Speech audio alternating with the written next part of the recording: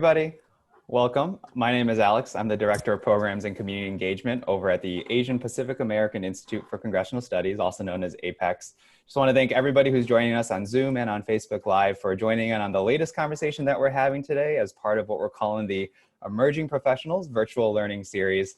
So, with the coronavirus kind of affecting how we do things this year, we still wanted to bring some of the programming that we would have brought for our congressional interns in terms of career exploration or learning skills to better prepare yourself for the workforce online and virtual. And so we're glad to have you guys join us here today. Today's topic is specifically focusing on a few different careers in the government affairs industry and in that space. And we have three fantastic panelists I'm really excited to have join us for this conversation. In just a few minutes, they're going to introduce themselves. But I also want to just do a little bit of housekeeping too for those of us who are joining us today. We will have some time at the end for some Q&A. So throughout the conversation, if you have any questions on Zoom, feel free to shoot them into the chat box. If you are joining us on Facebook, feel free to add it to the comment section. We have some people moderating over there to get the questions over to us.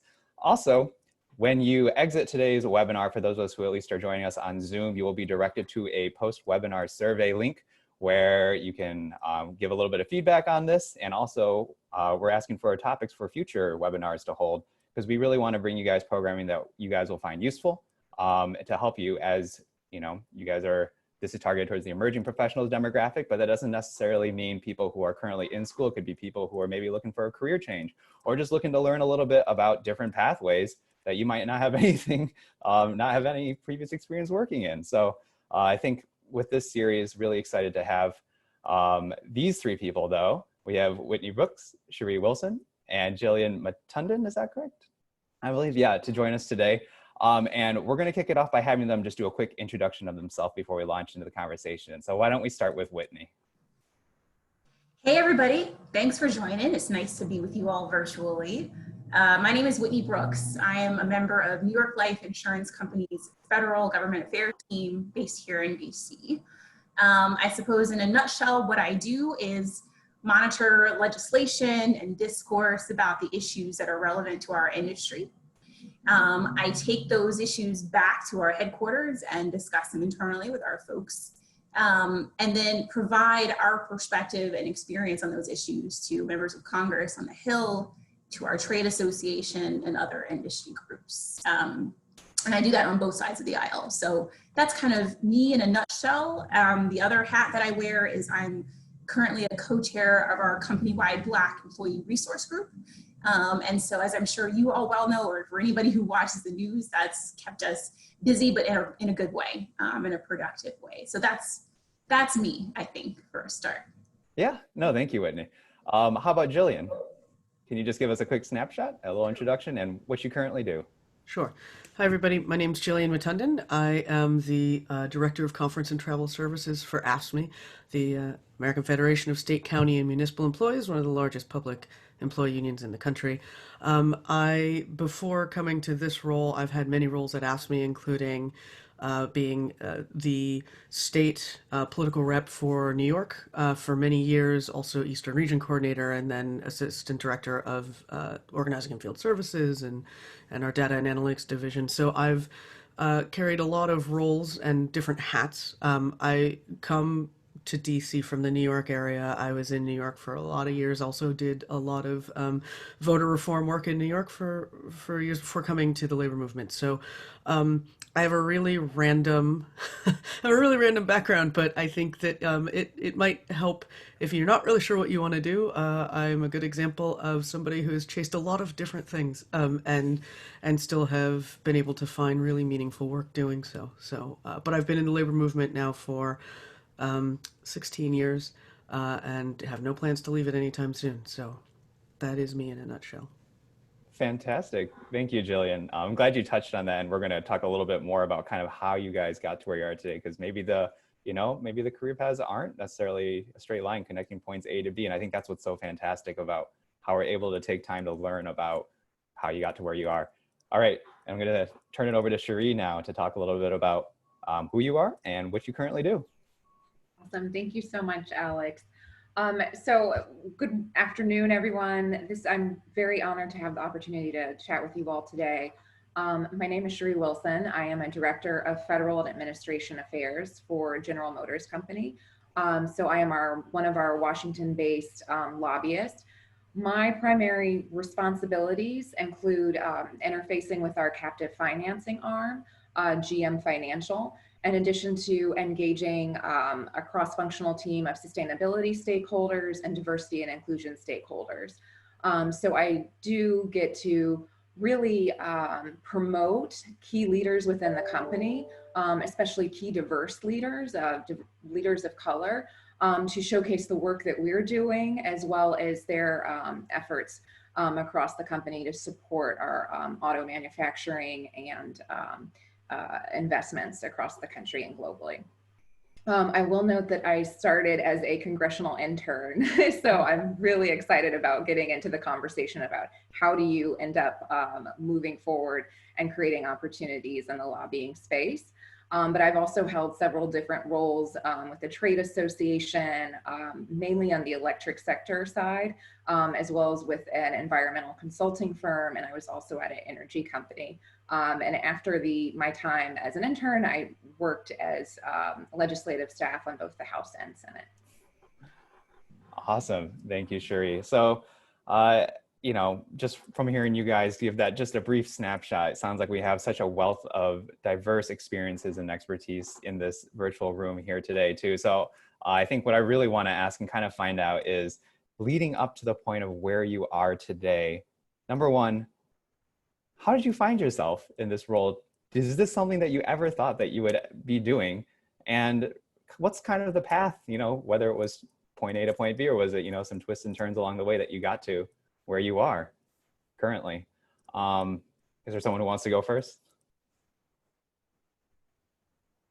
Yeah, why don't we have Whitney go? Take that one. Because my colleagues on this panel, I get really excited about nonlinear paths, because I think it's a very lucky few of us who actually do go straight from A to B. So for the rest of us mere mortals, my path was, I'm a lawyer by training, I should start there, I suppose. And I spent 4 years at our home office in New York working as a litigator. And the reason I love telling this story is because I think it's a really good example of the power of mentoring and sponsorship, especially among women, especially among minorities. Because our general counsel at the time, who was a woman, was notorious for being able to get to know the people on her team in a way that she really learned what to make you tick, what formed your personality, what really gets you going, all the things that you want a boss to learn about you. And I was lucky enough that she had learned me to a point where one day she approached me and asked if I'd be willing to try my hand at lobbying. This was about a year ago. Had no idea what it was like to lobby, knew precious little about DC despite growing up in Maryland. But once I got here and I kind of got to dip my toe into it and figure out what the world is like, I immediately understood why she asked me to come down here, because I'm the type of person, I enjoy being away from my desk some of the time and being around people and advocating for our brand, advocating for our company. And so this role really fits me to a T. And so I was kind of just making my merry way down the litigation road, and a positive disruptor, I suppose you would say, came along and helped me find my way here. And so one of her mottos that I heard her say long before she asked me to do this was work hard, be kind, and take risks. And so I kind of have adopted that as my own too, and try to keep it in mind and practically have it tattooed across my back at this point in time, because if I hadn't taken that risk, I wouldn't be here. And I'm honestly probably the happiest I've been in my adult life since coming here, because I worked at a law firm before, and you guys know what law firms can be like sometimes. Even though if any of you are interested in going to a law firm, I wouldn't discourage you, but it's not for me at heart. But yeah, so to answer your question briefly, Alex, I had no idea I would be here a year ago, and here I am, and I'm having a blast. That's fantastic. Yeah, that's great to hear. Thank you. How about Sheree or Jillian? Sure, I'll jump in. So that's really interesting to me. So I would say I did not imagine that I would be in this space either.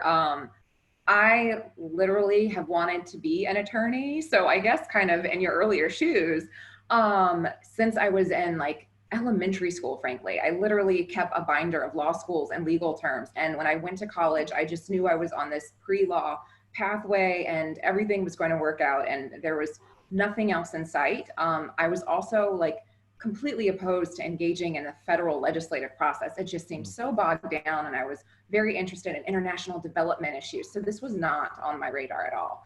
I ended up going into the Congressional Black Caucus Foundation summer internship program. I was selected for that and only learned about it because a girlfriend of mine, one of my best friends whom I still talk to this day, introduced me to the program and said, hey, you know, we can go to Washington, it's free housing, it's a stipend, and there's professional development and all of these opportunities built into it. So literally I looked at that as, I need a paid internship.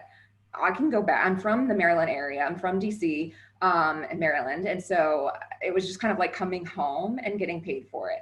So literally I ended up getting pulled in to work for my hometown member of Congress, and my girlfriend didn't get the internship. So I went to DC without her, but that changed the trajectory of my entire career. There's so much power in relationships and how you show up.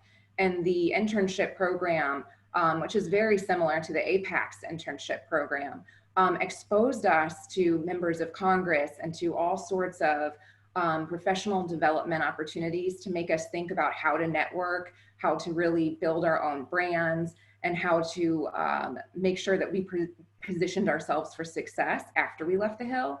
And I did so well in that office that they reached back out to me right before graduation. And this was around the time that it was starting to get a little bit murky in the job market. And I realized that I didn't do very well on the LSAT. And so I wasn't going to get into the schools that I was trying to aspire to get into.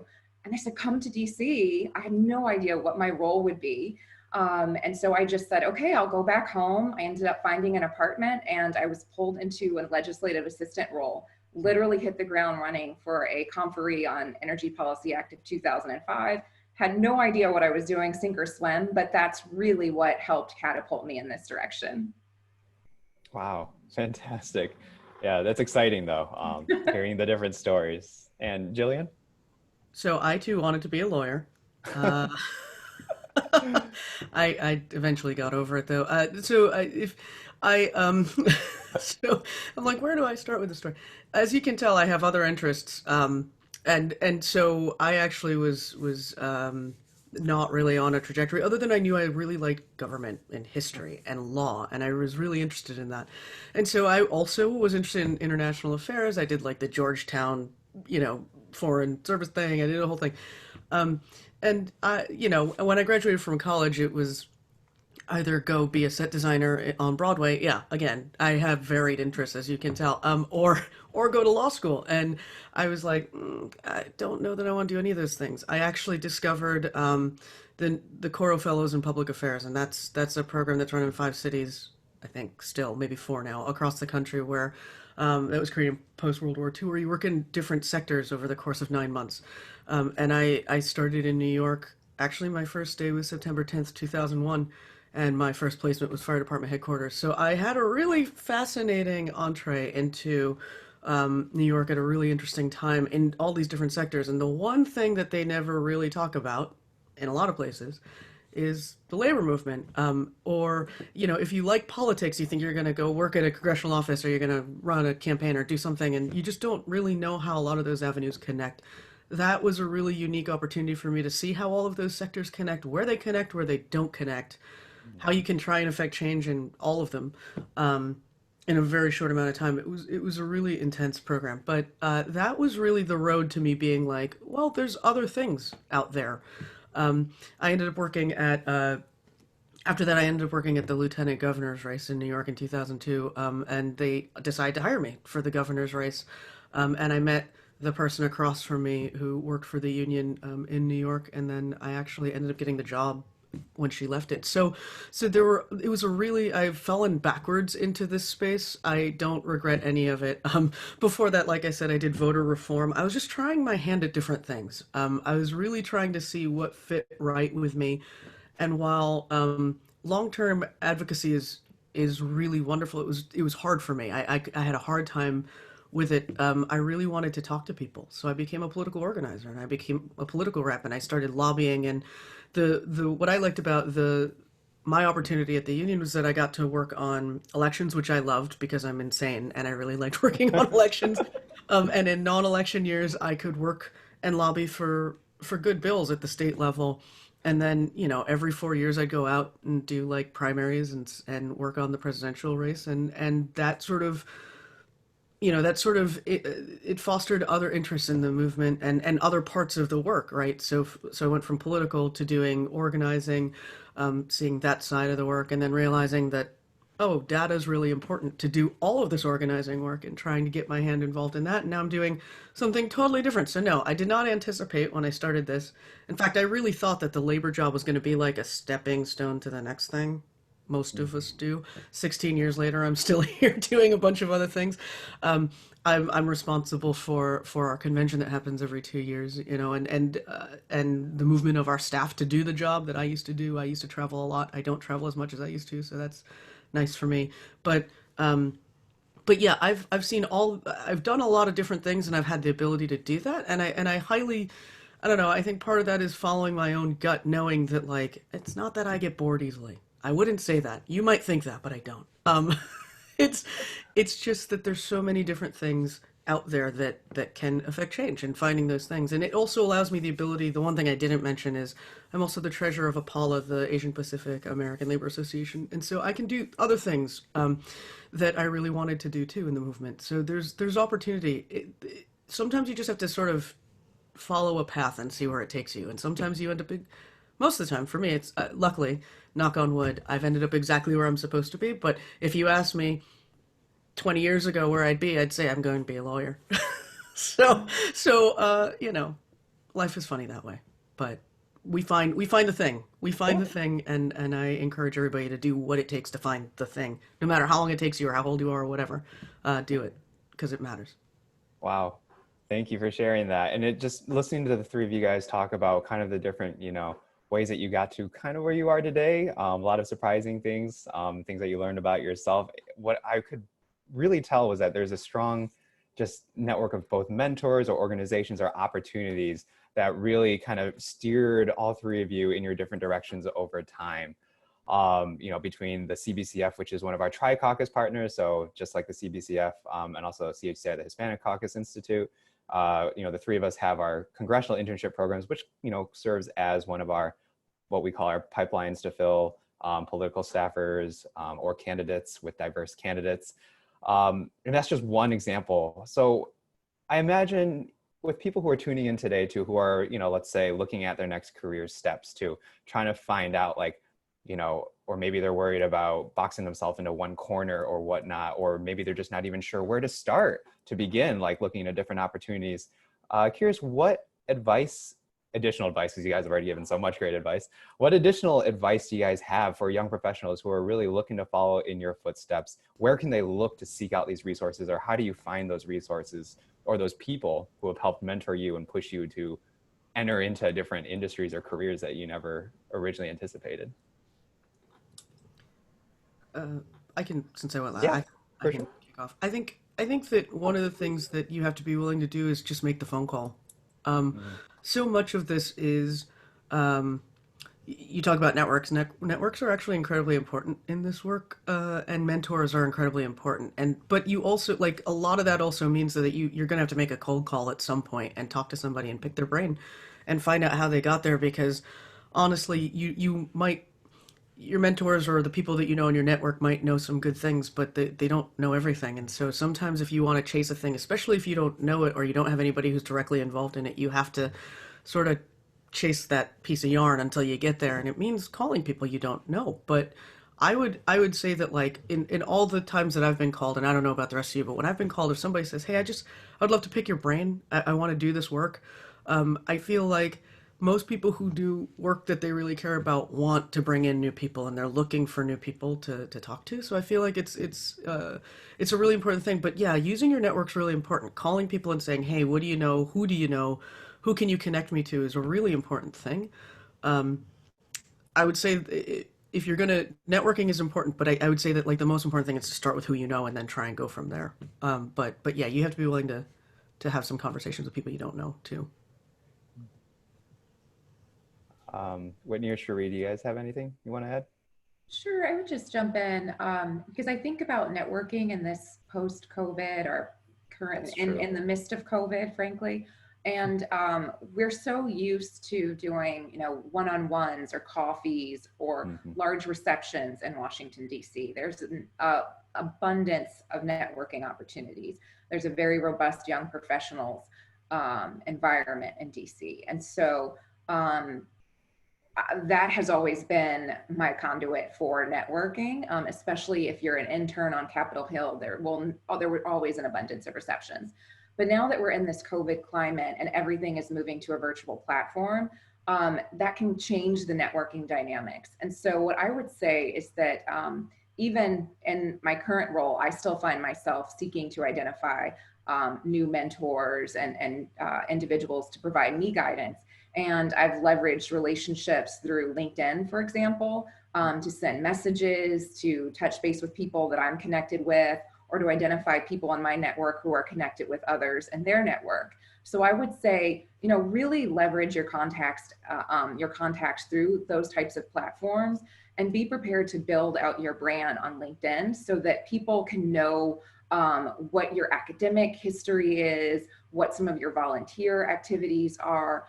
If you've done a work study or anything extracurricular, that is work experience, and that's something that can showcase your interest and your talents. That can be a stepping stone for you to get in touch with other people. But I would say, do not be shy about leveraging LinkedIn. It is a undervalued tool that many people can really leverage to build new and meaningful relationships and set up those virtual sessions similar to this, or have phone calls and follow up and send notes.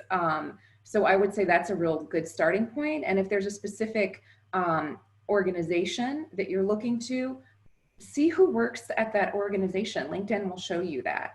I would also note that, because you're thinking about, do you want to go into labor and to corporate, there's different segments of corporate. Some people are able to break into the lobbying space because they've had a job within the company like Whitney, or maybe they were referred because of the relationships that they developed over time through the Hill or in their lobbying capacity. But I wasn't in the automotive space. And so a lot of people will come to me and say, well, so how did you know you wanted to go to GM? And I say it's really about relationships, and when an opportunity arises, being able to seize the moment. So I would say, don't feel that you need to amass a specific subset of knowledge in one specific industry as well. There's always transferable skills. And so I would say, just kind of think through the range of issues and interests that you have and where they can fit, and then build out relationships through that. I'd agree 100% with everything that Sheree and Jill said. I suppose one thing I would add for the folks who maybe aren't as far along in this journey, and or maybe are still kind of feeling things out to determine if government affairs is exactly what they want to do. I'm a big fan of collecting stories from different people for a number of different reasons. Being here in DC and the job I have, there's an abundance of stories all around me, and I like just using it as a tool to get to know people, but also just to hear different ways. I mean, all of you are, I suppose, part of this Zoom right now because you were enjoying hearing from different people about where they got to where they are. So that, I think, can give you a nice mosaic of what it means to be in government affairs, because certainly there's not one model of what it looks like. But also, I think some good advice that I got a little while ago from a mentor is that perhaps the thing to do is to focus not so much on what you think you want your title to be, or what industry you want to be in, or what role you want to have, but think first about what it is you want to do. Like, what are the bullets of your job description? What part of your brain do you want to be engaged in your day-to-day? And let that inform where you head. And so for me, my perspective, and granted, I'm only a year into this whole world, lobbying, advocacy, government affairs, the reason I think I like it so much is because it speaks to my nerdy side, who likes to study and be in the weeds on policy but it also speaks to my side that enjoys being around people and figuring out what makes people tick, and finding commonalities with people who may not otherwise see those commonalities between us. If you are a person who gets a lot out of being authentic, and especially at New York Life, if you are the type of person who genuinely wants to do some good, I think government affairs can be for you. But my advice would just be, and I think there are probably psychological studies about millennials, especially, as bad a rap as we get, where we are at our best is when our personal values match up with what we're doing for work. And it's I won't say it's rare. I think you can actually find it. When you do find it, it's great. So because of that, I would say focus on what it is that you would like to be doing on a day-to-day basis, month-to-month basis, and let that inform where you go. Don't try to fit a job description into who you are as a person. Is that enough for you guys? I got super preachy. No, I was gonna say that sounds like spot on too, and I think it's a great way to approach, when you're thinking about what is it that you want to do, and it kind of fits in. I wanted to loop in because I saw we got one question through Zoom, and this, I think when you're kind of leading into this, the question is like, how do you realize that what you're doing is right for you? At what point was there ever a light bulb moment? Was this a gradual process? Or are you still figuring it out, which, I think is also perfectly fine from my perspective too. Yeah, well, there was never any light bulb moment for me, but the joke that I tell people when they ask about, if I miss my old law firm, like I said, great place to start, learned a lot of great professional skills, learned, good work ethic and all that. But don't tell them I said this, but I'm pretty sure if I would have stayed there longer than the 6 years I did, I would have been a smoking carcass, just like a of my former self. And I think that it's, hindsight being 20/20 and all that, I think I had figured it out. But if you were to take 34-year-old Whitney and put her back into those shoes, into those circumstances, I think I probably would have spent more time taking an inventory of how I felt doing what I was doing, and, self-care and all those things that people talk about. And I think if I would have paid enough attention, physical health, mental health, all that stuff, the clues might have been there. But when you're young and you're in your 20s and you're at this, prestigious law firm and people work really hard to get where they are, sometimes it's hard to see the forest for the trees. So yeah, I don't think there's no magic moment, but if you pay enough attention to yourself and how you feel in your body, in your space, you can kind of put two and two together. Yeah, I would just jump in on that because, Whitney, I really loved how you focused in on what I heard was kind of identifying your passion and purpose, right, and your value set, and aligning that with the work that you seek out. I think we are at our best when we see all of those elements align, as opposed to simply going through the motions. And a lot of people can end up in roles where it's like Groundhog Day, and they're going through the motions, and they know that they've got their standing meetings at this time, and they've got a coffee at this time, and they're going to have to file this at the other time, and they're not getting anything out of it. And I would say one thing that's been really exciting to be a part of the General Motors family is that our CEO set up this very bold vision that I think connects our company with the work streams that we're pursuing to really change the environment and transform the automotive industry. So we have this vision of zero crashes, zero emission, and zero congestion. It's very simple, but it's very bold, and it gives people something to aspire to and work towards in our day-to-day. And so I use that kind of as a guiding compass when I try to figure out, what are the issues that are going to be pertinent to my work set. And then when I think about, I saw a note pop up about kind of what does your day-to-day look like?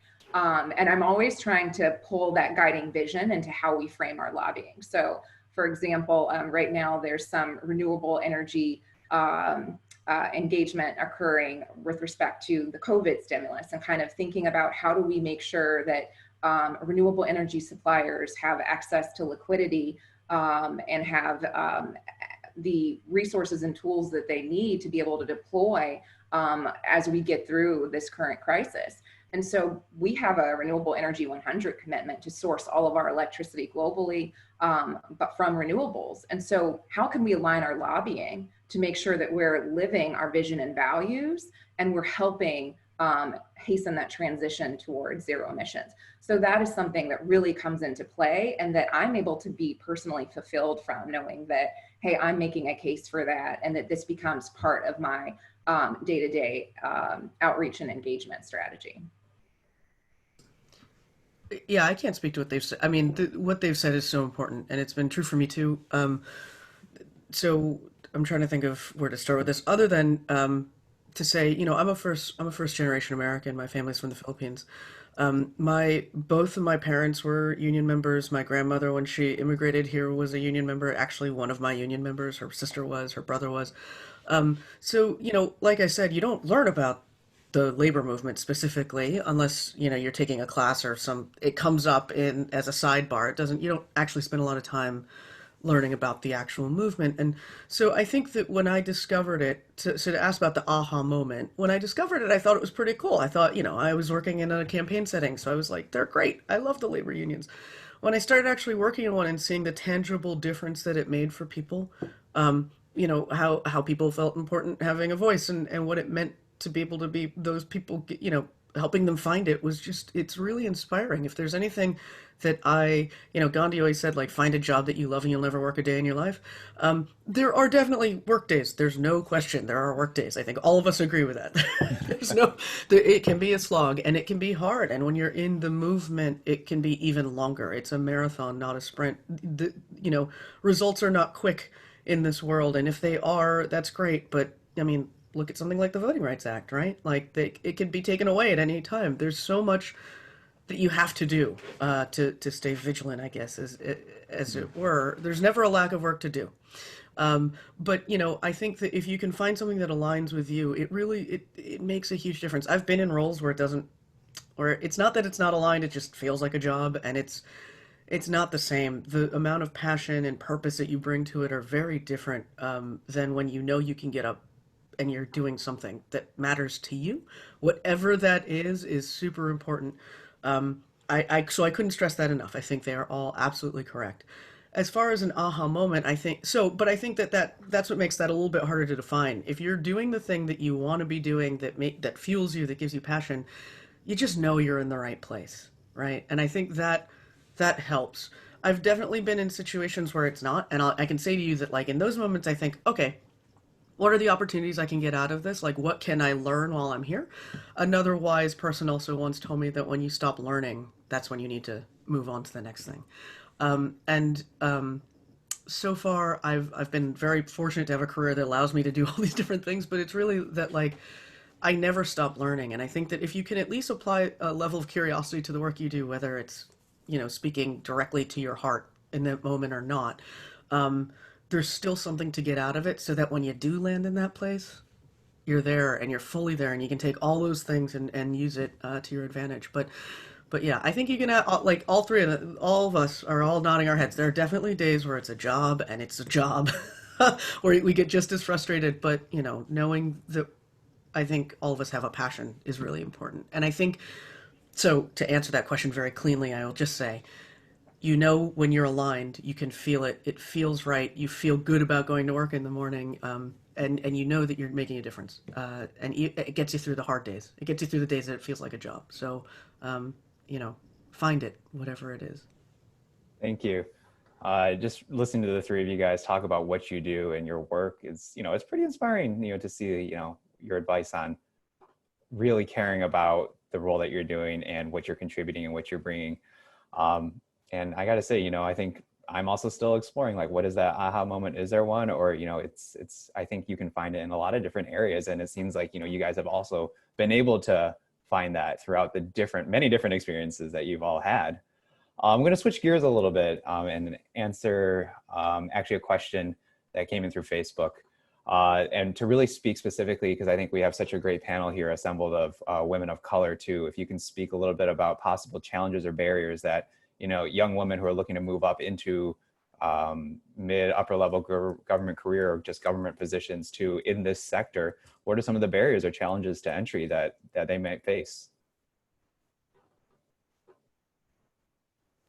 Well, I guess I'll quickly jump in on that because I was just thinking about some of the diversity and inclusion work that we've been embarking on at my company in response to the recent social and racial unrest across the country and globally following the murder of George Floyd and countless others.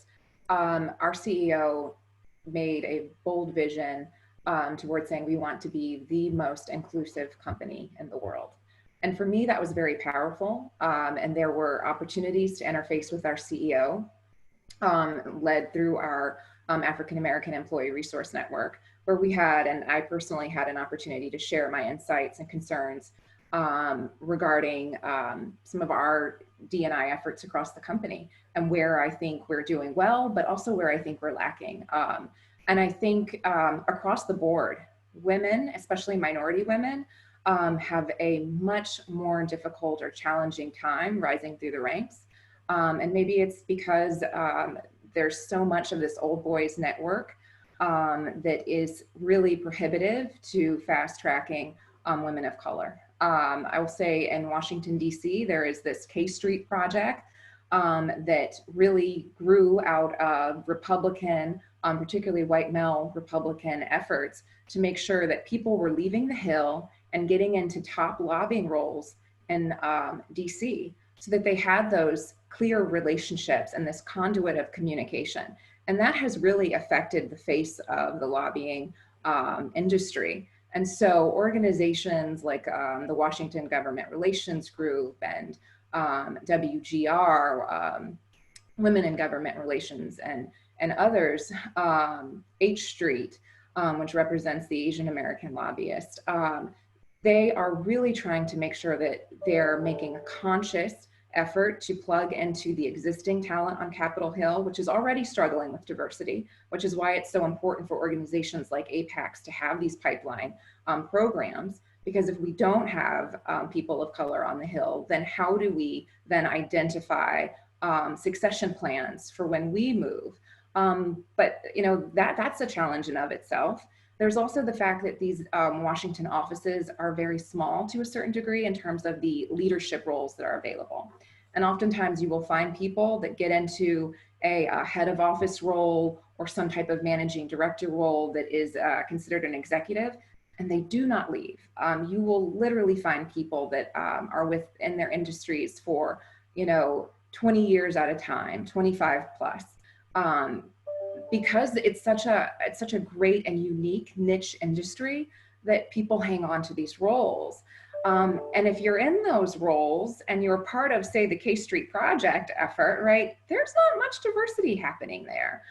So we've got to be very intentional. And I feel that right now there's a moment, and I hope that it will truly be a movement and sustainable. And so I'm working to not only make sure that we're elevating this within the government affairs space, because it's important, very important to have diversity and advocacy, but that we're also making sure that we are having those robust conversations tied to promotion internally and externally, and leveraging Business Roundtable and other forums to really elevate the needs and demand in this space.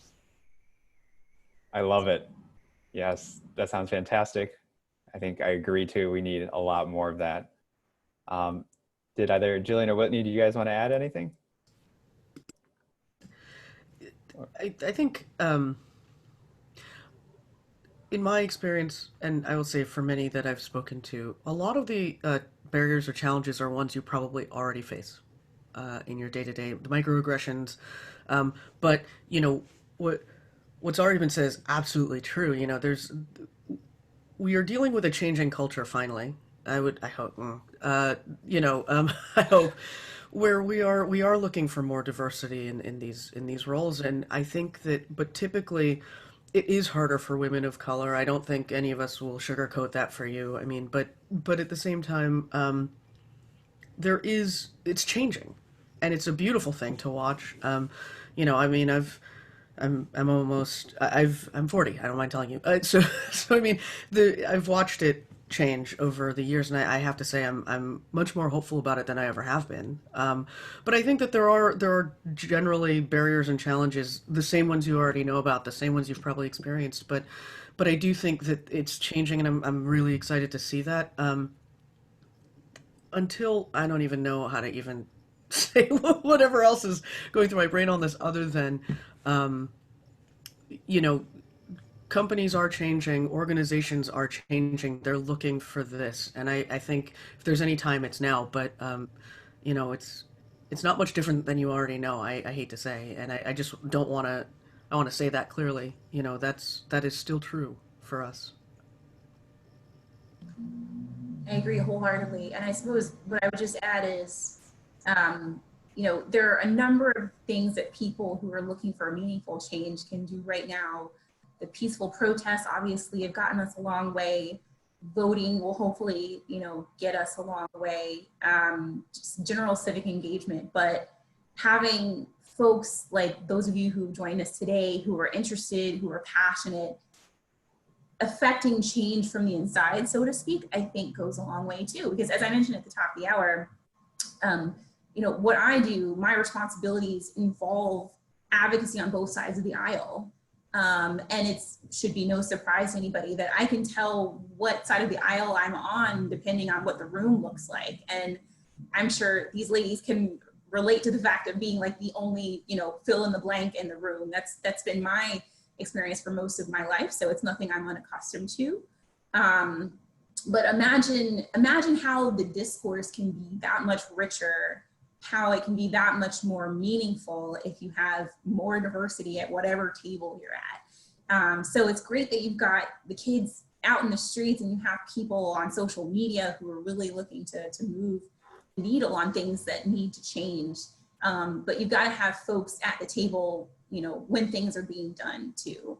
And so if you're interested in this, now's absolutely the time, especially people who are from historically disadvantaged backgrounds, however you would define that. I think your voice is definitely needed and will help move things in the right direction. Thank you. And just really, I just could listen to you guys talk all day. That's how I feel right now. Just everything that you guys have been able to share, it's inspiring me. And I think we're just gonna maybe take time looking at the clock for, let's just do one kind of last wrap up of a question. If you guys can share out any of your closing thoughts and maybe answer if there was something that you wish you knew or wish you could go back and tell yourself before entering into the line of work that you are today. I don't know if you guys need a second to think about that. Whitney, you want to go ahead? Yeah, you asked two questions, but for me, I did, yeah. One answer. No, it's fine. It's fine. The more the merrier. But you know, just closing thoughts and also what I wish I knew. Because I saw something on Twitter the other day where it was like, if you could go back and you could only talk to your 15-year-old self long enough to say one sentence, what would you say? And I thought about that for a long time. Because it's pretty high stakes, right? Like, I don't know what you guys were like at 15, but I feel like there are definitely some things that I want to say to her. But it probably would just be, you know, bet on yourself. And so that's what I'll share with you guys, because, you know, it's obviously a very difficult time right now. We're all trying to figure out where things are going to go. But just having the anchor of like knowing who you are, knowing what you would like to do, knowing how you would like to see things change, you know, who's going to be on your executive board, who your mentors are going to be, put all of that together and invest and bet on yourself, I think can get you a long way. And I really wish I would have taken that more seriously, but I'm doing it now. Thanks, Whitney. Sheree, Jillian? So I also see another question, so I'm just going to answer this the way I would answer it, that I don't think has gotten asked yet. So I did not go to graduate school for my career in government, in the government sector. I still dream about it. I do think about it often, but I haven't done it. And, you know, I've built a very good career without having it. So, you know, it really is a question of what you want and what you think you can get out of it that'll help you. But because honestly, the experience of it, also is a little bit, it's better, I think, in the sense that you learn as you go, right? So there's that. And so I will actually use that as my next thing. What do I wish I knew? I mean, So to answer, yeah, I would have liked to have sat my 15-year-old self down and locked it in a room and had a whole thing. But I will say, um, that's a hard question. But I do think, it's funny. If I had anything to do over again, it's I think it would have been to stop and enjoy it and breathe. I think that when you are, part of my whole outlook has been there's not even one experience that has been really negative that I would even take away because it's helped me become who I am. All those things are really important. You need to get knocked around a little bit and that's a terrible term, but you know what I mean? Like you need to take your lumps to learn the things that you need to learn to not do them again. And I think that was a really important thing for me. But I do think that on the road to success, you are so busy doing the thing that you don't take the time to like either recognize how successful you've been or to really, self-evaluate what you're learning. There's if it's not one sentence, but it'd be like take the time to really pay attention to what that person's telling you because that's actually really important. Like that thing that you think is not that important actually is, and I feel like that's the thing I would have told myself. Like pay attention to that thing. Pay attention to all the signs on the road because that's the one thing. I would just breathe a little bit more, relax a little bit more, trust yourself a lot. You will always, that gut is really important. Your gut is super important to telling you whether or not you're in the right place or not, and what you're learning, what you're not learning. But yeah, definitely take the time. There's a lot of time to rush. There's not a lot of time to relive a moment, and so I think, you know, that's what I would tell myself. But I Great. look forward to hearing all the things that everybody's going to do, though, because that's really great. Thanks, Jillian. And Sheree, to close this out. Well, hard acts to follow. I was literally sitting here and thinking, wow, I wish I had had this session when I was, in college or fresh out of college and trying to figure it all out. Because both Whitney and Jillian, you all have been so insightful and inspiring, and it just reinforces a lot of the messages that I keep hearing. I would say, this was a tough one. And what I think I want to leave with this audience is that, people will always remember how you made them feel. And in Washington, where everything is so transactional, I have interacted with people who have only given me time because maybe they thought I could sign a contract for them. Maybe they could represent our company, or, I could do something for them. But maybe if I was in a position where I wasn't viewed as an asset to them, they didn't make the time for me. And I remember that, and I think people remember how they're treated. So whether it's how you treat a staff assistant in an office, who then later becomes a legislative director or chief of staff, they'll remember that you didn't talk to them when you walked in the door. And so it's important to make sure that you make everyone feel, have a positive memory of what you, your interactions with them. And I take that personally, and one of the things that I was taught or that resonates with me from one of these executive sessions or training sessions that I've been a part of, is that your network is your net worth. And I think if you look at that, you should really just think about who your personal board of directors, as Whitney said, who are those people that you're surrounding yourselves with.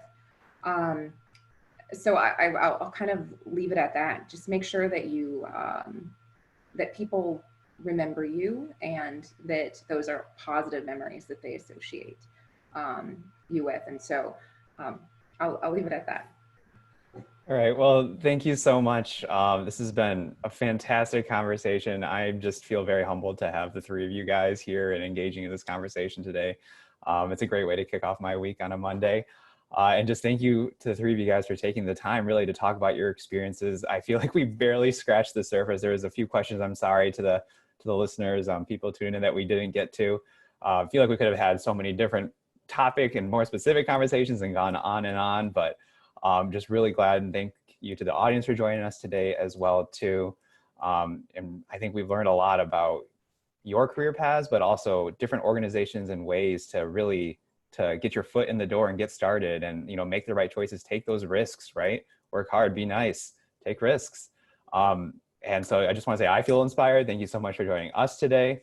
For those of you who are tuning in at home, I hope that you got a lot out of it, whether you are just entering the workforce or you're just, curious about different careers or even looking to do a mid-career change. especially for APIs. That's what APEX is here to do. We're just always trying to encourage more people to get into public service at all levels. So check us out too. Feel free to go to our website. Give us more suggestions for more panels that we can do too. Visit our events page, because at APEX, we're always doing something. There's always something happening. And so hope we can see you guys next time at our next discussion. And just thank you again to our 3 panelists. You guys were amazing. And I just had a really good time talking with you guys today. Thank you. Thanks, Alex. Bye, everybody. Thank you. Yes, thank you so Bye. much.